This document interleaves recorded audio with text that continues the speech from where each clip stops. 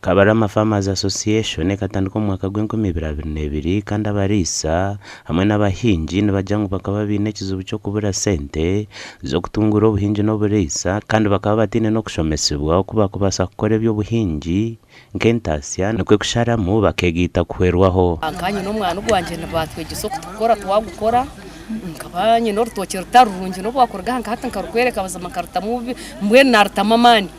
ninteme kitoke nchuguzo mutwaro gumwe n'icwika turufutandike kibine iki hakaba haruho twatur groups ubundi nangwa group nyinji ahabwa bamweho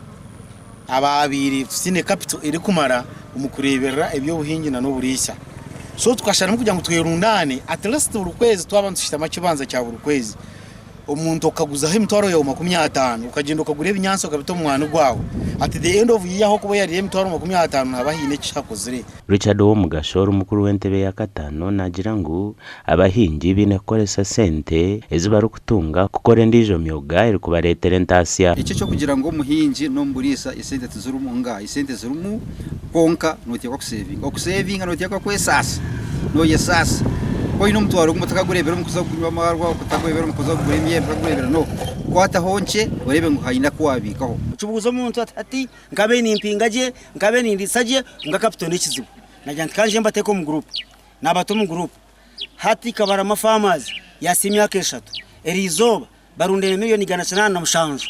zo kubasa gukora sebyo hata namanyango kizibu cya captain cyahwa ogwagaricere yashaba abahingi kureka kwebaganisamu bakagirira karumwe omakuru agandi emyeteshabire kureko kugaye emirimo kandi okushaboku kirwe Didas Tabaro obwabira ryo mu rukiko rokuhenera project ya Avis Foundation ya Rural Employment Services yo kubangura emyeto no kubahwera mu kuronda emirimo. The turning of job centers into business centers. It's very, very important because when we talk of a job center, we are actually meaning employment. And when we talk of employment, we are meaning wage employment and self-employment. So some of our youth, they want to get a job where they are given a very huge and with the AC, I don't know, office. They expect to be given a V8 vehicle, you know, that kind of life they want to. Orukiko rwetabiremo abantu kurugambarira n'isingiro kandi aba bashabire kurebera ryo bikoresubwa birumuzakanya bwenge ebikuza kubahebwa. We have invested a lot of resources, but it is going to be a responsibility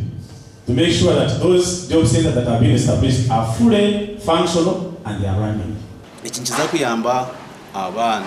ahubwo abana binshi omucyaro gw'abashomi tibine access ya computer,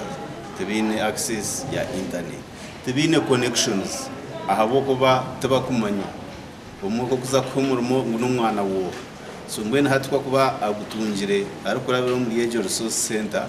nikibane cyumuyamba abo kuba ariho companies ezuri kubana zenda abo benyini abakugu abashomereje bitwe gasha kwa nitatukunda.